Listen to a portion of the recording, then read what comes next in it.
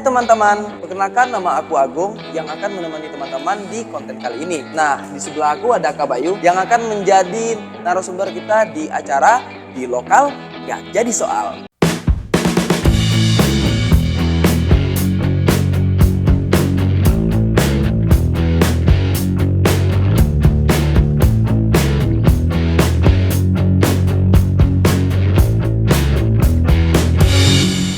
Apa kabar Kak? Baik. Baik, ini tempat bagus banget Kak. Alhamdulillah. Jadi pas nyampe di sini langsung kayak wah, kayak terkesima gitu loh. Karena langsung ngelihat yang tempatnya yang sangat ramah lah ya buat segala umur kayaknya ya. Padahal ini ya, Apa? dekat sama pegunungan ya. Dekat pegunungan. Ini dekat pegunungan. Pegunungan. Ada pegunungan. Nggak tahu. Pegunungan sampah. Ya, oh iya bener. TPA Bantar Gebang. Oh iya ini Kak, aku mau nanya nih Kak Bayu. Personalnya aku deh. Aku pas Oke. nyampe di sini kan taunya kreatur. Ya. Kreatur.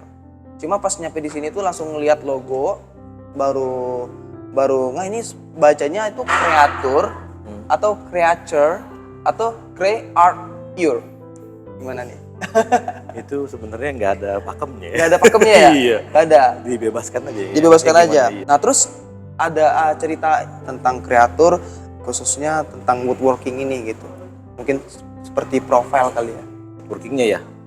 Ya, jadi Tentang kreatur dulu deh. kreatur ya. Apa itu kreatur? Kreatur itu sebenarnya sebuah makerspace ya bahasanya. Makerspace itu tempat kita bisa berbuat apa ya? Bikin-bikin, membuat sesuatu.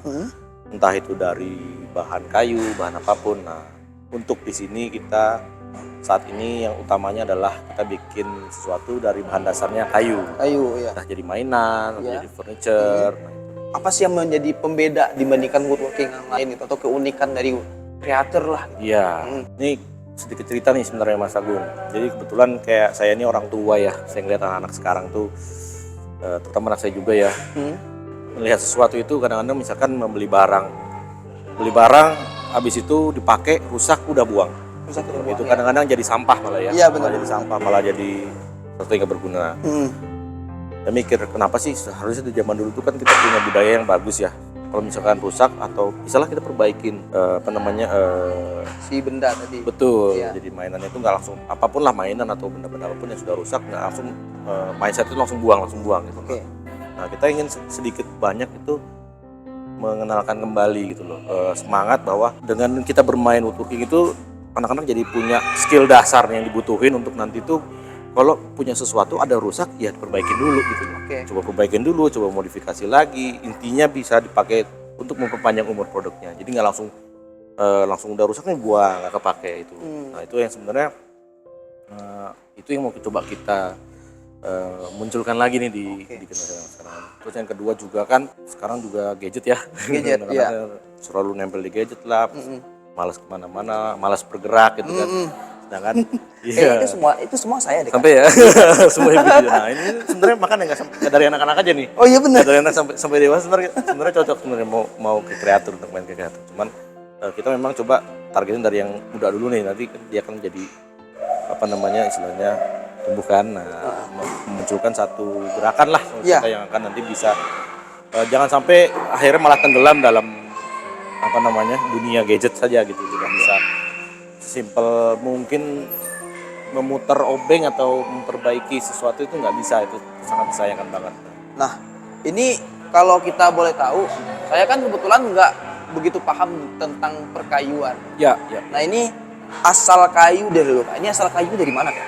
Nah itu juga, jadi selain tadi kita mau mencoba istilahnya merubah satu mindset dengan gampangnya orang membuang barang itu. Recreate ya? Ya, Atau sekarang kita mau coba gimana caranya bisa recreate. Nah itu juga selain itu kita juga coba dari sisi materialnya tadi kayunya itu kita coba memperpanjang umur materialnya. Kebetulan kayu yang kita pakai itu kayu bekas. Kayu bekas? Betul, bukan kayu baru ya. Jadi memang kebetulan kayu bekas yang biasa. Mungkin kalau masyarakat kenalnya sebagai kayu jati Belanda. Jati Belanda. Ya, kayu jati Belanda itu biasanya kayu bekas, ya kayu yang dipakai untuk palet gitu, yang untuk di pengiriman ya.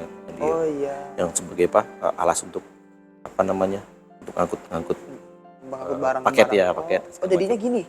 Itu, nah itu dari kayu bekas itu kita kan kadang-kadang ada yang dijual juga dengan nilai ya udah gak berharga gitu kan. Nah, itu kita coba ini kan, kita kumpulkan, nah kita rekondisi lagi gitu kan. Sebenarnya kalau kayu bekas itu bukan sembarang kayu bekas sebenarnya kalau dibilang.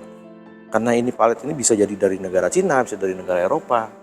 Meskipun namanya jati Belanda ya. Betul, jati Belanda itu sebenarnya istilah lokal sih. Oh, istilah lokal. Aslinya sebenarnya pine wood bahasa kerennya. Oh, pine wood. Pine wood. Oh ya, saya Nah. sering main game. Ya, ketahuan.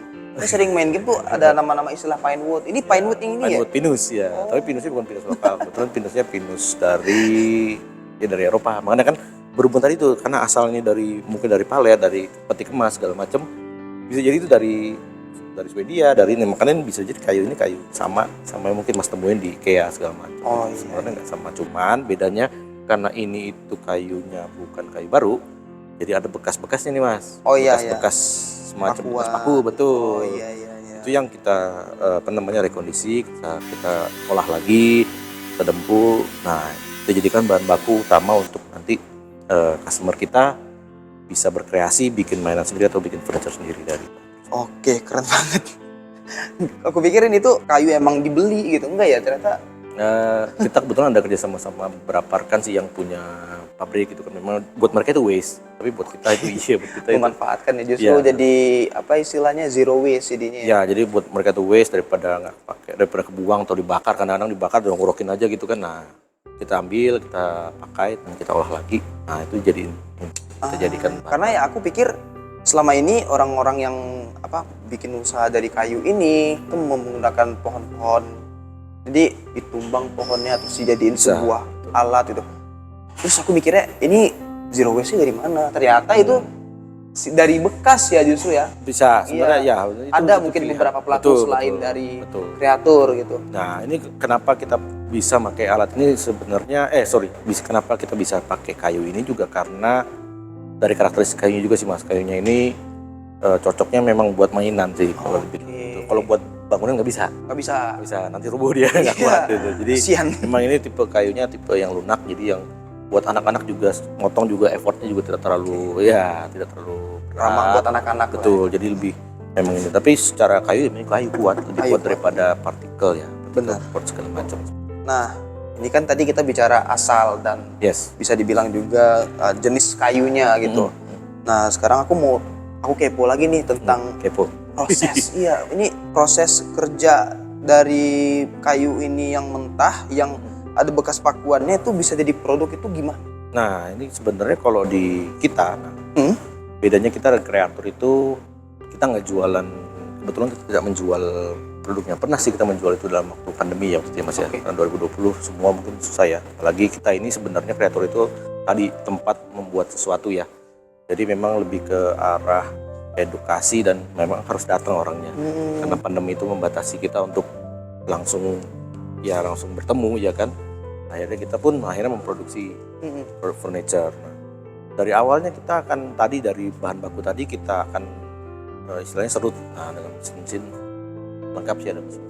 Dan ada workshop satu lagi nih kan di sini. Jadi ada satu lagi workshop. Betul. Jadi kalau di sini itu memang dikhususkan untuk sudah berupa modul-modul yang siap untuk dirangkai atau dikreasikan sama customer gitu. Oke. Jadi satu produk mainan atau jadi furniture. Oke Kak. Ya. Aku masih kepo. Ya. Ya kan anak-anak sekarang kan identiknya dengan kepo. Ya. Kalau nggak kepo nggak afdol kayaknya ya. Tapi mohon maaf nih, semoga nggak apa-apa ya aku nanya ini. Nggak apa-apa, nggak masalah. Nggak apa-apa ya. Aku mau nanya tentang kendala Kak. Kendala yang pernah ataupun mungkin sedang, tapi mungkin yang pernah dulu ya kita bahas. Yang pernah Kak Bayu dan teman-teman kreator alami dan mungkin ada solusi yang dilakukan gitu. Iya, paling kalau boleh cerita nih kendala terbesar kita itu sebenarnya waktu dulu ya. Pas awal buka nih tahun 2019 kita kan mulai start, terus sudah mulai berjalan sekitar hampir setahun. Udah mulai banyak yang kenal, karena kan konsep DIY space ini, konsep makerspace ini kan masih satu hal yang orang masih awam ya, apa sih tuh gitu kan. Iya, benar. Karena begitu sampai ke sini pasti jualan furniture ya, jualan mainan ya. Nah, itu yang selalu jadi kita ya. Jadi orang salah kaprah. Ya, yang salah kaprah. Nah, kita udah sedikit banyak udah selama setahun itu mulai mengedukasi pasar istilahnya begitu. Datanglah pandemi ya kan. Nah, berhubung kita ini bergerak di bidang usaha yang mengharuskan orang datang ke tempat kita ya, orang datang ke tempat untuk berkegiatan, membuat sesuatu. Pandemi itu benar-benar merubah segalanya. Akhirnya kita tidak bisa sama sekali membuka kelas kita sama sekali, nol gitu kan. Nah, itu akhirnya jadi memang risiko terbesar yang waktu itu kita hadapin.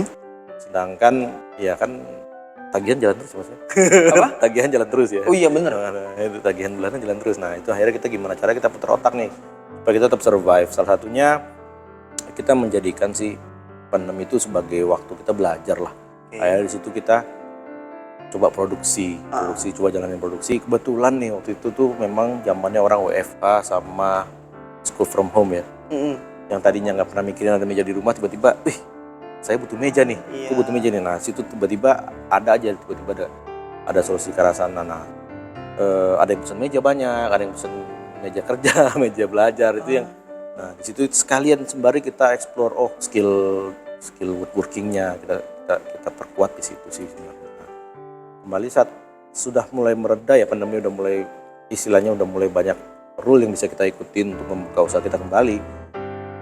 Tidak gampang juga untuk meraih kepercayaan orang supaya orang bisa datang aman gak ya gitu. Sampai pernah ada customer yang siap gak nih satu tim di antigen gitu kan. Oh iya siap aja. Nah, akhirnya di situ kita belajar juga ternyata customer kita ini butuh insurance gitu loh, kenyamanan, butuh ketenangan gitu loh. Akhirnya kita pun siapin alat ini juga gitu. Sebelum ada event, sebelum ada kelas, kita udah bilang kita udah tes itu jadi satu solusi yang kita lakukan gitu supaya orang akan datang.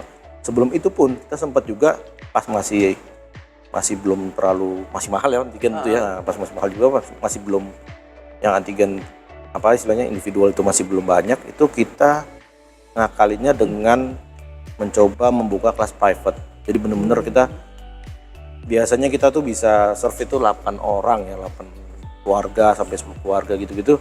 Sekarang kita hanya buka adalah kita siapin satu sebesar makerspace ini hanya untuk satu buat Anda saja cukup gitu, Anda sekeluarga. Karena bagaimana caranya kita sebisa mungkin meregain kembali kepercayaan orang bahwa tempat kita itu memang aman, bersih dan nyaman untuk kita berkegiatan dan berkreasi seperti itu sih Mas. Oke. Nah ini tadi kita udah dengar solusinya dan kita juga mau nanya Kak ini. Tanya mulu ya. Ada nggak sih Kak media dari kreator untuk mungkin pemasaran atau marketingnya? Oh iya, jelas tuh. Media yang digunakan. Iya. Memang selama ini kita aktif di sosial media sih. Sosial media. Betul. Jadi karena memang ya tadi tuh Mas. Jadi kalau orang kan suka kepo ya. Nah, bener. Lu ngapain tuh? Nah itu ya kita manfaatkan kekepoan itu lah. Oh ya benar. Manfaatin orang-orang yang suka main gadget. Betul. Nah jadi kan rata-rata juga kan mereka pengen mengekspresikan juga kan. Jadi kebanyakan juga gitu. Jadi kita memfasilitasi sih benar bahasanya. Memfasilitasi customer misalkan mau ada updatean, kita fotoin, kita kasih ini. Nah mereka kan sebenarnya sosial media itu hanya sebagai platform aja, tapi basically sebenarnya yang bukan menjual ya, yang mengenalkan kita ya customer kita sih. Benar. Jadi ya review dari customer itu udah review yang paling benar. Marketing terbaik itu adalah customer. Ya betul. Itu makanya kita usahain selalu kita jaga di service-nya saja sih. Luar biasa sih. Tepuk tangan dong. Nah ini Kak ada beberapa pertanyaan lagi, dikit lagi Kak. Iya. Aku mau nanya nih, kayaknya kita butuh ya teman-teman saran dari Kak Bayu untuk wirausaha ataupun wirausaha muda khususnya, ataupun wirausaha di luar sana yang ingin memulai usaha gitu. Iya. Pertama sih yang jelas ya harus memang niat ya. Niat. Kita kalau belum niat ya susah ya. Nama itu ya. Oh itu betul. Nah, setelah itu ya yang namanya usaha ataupun yang mungkin zaman sekarang ya apalagi ya anak-anak kayaknya pengennya mau punya usaha sendiri ya. Iya. Nah, udah males katanya mau jadi karyawan itu. Pengen usaha sendiri padahal sebenarnya apapun yang dipilih kalau menurut saya sih itu sama-sama aja sih. Karena semua ada tantangannya, semua ada ininya. Kalau jadi karyawan bosan, aduh kerja kantor mulu, ini segala macam capek. Sama jadi Mas, jadi karyawan juga, jadi pengusaha juga sama. Juga ada tantangan masing-masing. Kalau kita nggak semangat, pagi-pagi malas di rumah juga nggak dapat duit. Gitu. Berarti niat yang pertama. Tuh, maka dari niat dikuatkan. Nanti sama percaya sama timing sih. Karena kadang-kadang yang di atas itu punya timing masing-masing buat kita semua. Jadi jangan terlalu sibuk membandingkan kita udah sampai mana dengan orang lain. Kadang ada yang butuh waktu 1 tahun, Betul sekali. kadang ada yang butuh Betul. waktu bahkan 5 tahun ya kayak baru stable gitu ya. Iya, karena sukses itu bukan ukurannya bukan dibandingkan dengan yang lain, tergantung kita sendiri. Kalau kita udah merasa memang di situ udah sukses sih, menurut saya sih ya udah itu udah oke gitu. Dan harus tahu yang paling terakhir tuh harus tahu kapan berhenti. Kapan berhenti? Iya, Berhenti. kadang-kadang orang Berhenti gitu. apa nih? Masa berhenti berusaha gitu? Iya, iya betul. Hah? Oh iya. Ya harus tahu kapan berhenti. Kalau nggak akan merasa puas. Itu juga jadi satu problem di nantinya kalau udah katakan udah sukses gitu. Kadang-kadang orang lupa harus berhenti. Berhenti. Iya harus berhenti. Berhenti sejenak atau berhenti beneran berhenti? You have to know when to stop. Oke. Karena kalau nggak nanti akan terus saja dan biasanya akan menghancurkan yang sudah dibangun. Seperti Oke. itu. Ini dicatat ya teman-teman ya. Jangan didengerin doang gitu, dicatat gitu. Tadi ada yang pertama itu Niat dong, niat. niatnya harus baik. Yang kedua itu timing, kita harus percaya dengan timing. Timingnya beda-beda. Yang ya, tiap orang punya timing beda-beda. Yang ketiga itu Tahu kapan berhenti. tahu kapan berhenti. Dan yang keempat Harus bangun sistem. bangun sistemnya gitu. Jadi Dicatat. jadi pengusaha itu harus bisa pensiun juga, Mas. Harus bisa pensiun juga. Iya, jangan nggak pensiun juga. Jangan nggak pensiun ya. Iya. Iya, preman aja pensiun ya. Pak? Lah iya, semua pensiun. Jadi pengusaha juga jadi pensiun. Enggak pengusaha terus gitu. Iya Kak. Oke Kak, Oke. kita ini mungkin pertanyaan terakhir. Oke. Kita mau tahu nih harapan Kak Bayu, tentang kehadiran ruang publik yang bisa menunjang kegiatan berwirausaha. Gitu. Ada nggak Kak harapannya? Iya, jelas sih sebenarnya kita dari kalangan usaha ya, sebenarnya sangat berharap sih sebenarnya ada ruang publik ya, apalagi di Jakarta ya. Kalau ada kayak kemarin mungkin Taman Tebet buka gitu, Eco Park Tebet buka langsung wah ramai gitu kan, itu benar-benar berarti kan memang dirindukan ya, dirindukan sekali ya kan, Bener. dirindukan dan dibutuhkan sekali Bener, gitu kan. Karena memang menurut kita sih bisnis itu kan interaksi ya Mas ya. Dari ruang-ruang terbuka itulah ada interaksi. Nah, ada nanti saling kenal, ada nanti ya segala macam lah, dari situ muncul bisa ada peluang lain, segala macam kerjasama, kolaborasi. Bahasanya kan bahasa sekarangnya kolaborasi. Bahasa sekarang. Bahasa sekarangnya kolaborasi ya itu. Nah, memang harus ada kota itu punya ruang publik yang bisa memfasilitasi hal tersebut. Oke. Jadi si wirausaha bisa menggunakan ruang terbuka publik Betul. untuk bisa itu mengedukasi Betul. ataupun untuk promosi lah ya. Betul, atau makanya kita sangat menyambut positif sih kalau misalnya dengan kalau kita lihat sekarang ini taman-taman di Jakarta tuh makin lama didesain dengan baik lah. dengan baik. Ada fungsinya, nggak cuma naruh pohon gitu kan ya kan.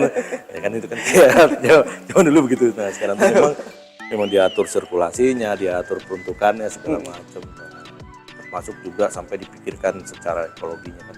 Itu sebenarnya sih kalau bisa diperbanyak Diperbanyak ya. Iya. Ya nggak perlu diruntuhin aja. Perlu. Oke, ini sangat luar biasa ya sharing session kita hari ini tentang creator dan mengenai bagaimana kiat-kiat dalam menghadapi masalah ataupun krisis yang disampaikan oleh Kak Bayu tadi. Nah, semoga apa yang kita sampaikan hari ini bisa bermanfaat buat teman-teman di luar sana. Yes. Dan dapat diaplikasikan juga. Mungkin Kak Bayu ada lagi yang ingin disampaikan sebelum kita tutup gitu. Mungkin kayak seperti quotes mungkin ya. Quotes apa nih? Kalau aku sih mau kasih quotes buat teman-teman di sana. Pantun. Enggak, aku jujur aku nggak bisa pantun loh. Aku nggak bisa. Pikir pantun. Aku nggak bisa pantun Kak. Aku juga nggak ada pantun apaan ya? Kalau aku bikin pantun Kak Bayu harus mau bilang bikin pantun biar adil gimana? jangan. Mending quotes aja lah ya. Quotes aja, Nah, quotes. aku bukan quotes ya, mungkin lebih kayak kata-kata untuk teman-teman di luar sana ya. Ya. Kalau aku sih ingin bilang ke teman-teman di luar sana, jangan lupa bahagia, tetap tersenyum. Wah, karena hidup ini mau nggak mau kita harus terus melangkah, dan meskipun terus melangkah, tapi bukan berarti kita nggak boleh untuk kata KB tadi ada waktu untuk berhenti. Iya. Nah, betul. tapi hidup terus berjalan Kak. Yes. Iya nggak? Ya. Kita berhenti, roda berputar terus. Makanya kita harus terus melangkah. Dari Kak Bayunya gimana? Iya betul. Setuju aja lah ya. Ya setuju. Bagus banget ininya, quotes sih bagus. Nah, ada pantun Bu, apa itu Bu? Ke Pantura Peter Mancur. Cakep. Jangan lupa ke kreatur. Sini deh bantuin. Nah, Ke Pantura masa kemana? Kak Bayu. Tuh. Masa Kak Bayu kalah sama Bu Rima. Pantura mah jauh lagi dari kreatur, bisa dah. Pantura di sana no. Apa? Tahu gue bingung bantuin apaan.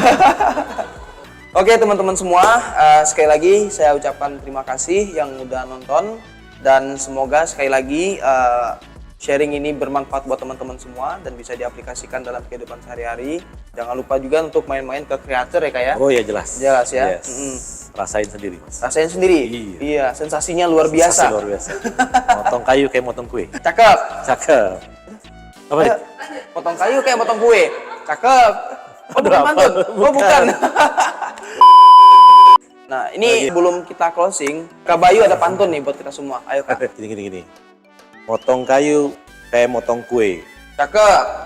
Hei kamu, ayo ke kreator ye. Iya. Apaan lagi? Jelek. Mantap Kak. Oke. Aduh. Oke. Ngasal. Oke, thank you buat teman-teman semua yang udah dengerin kita sharing ya Kak ya. Ini sharing session buat teman-teman semua. Semoga sharing ini bermanfaat untuk teman-teman di luar sana dan bisa mengaplikasikannya. Lokal gak jadi soal. Ada gini.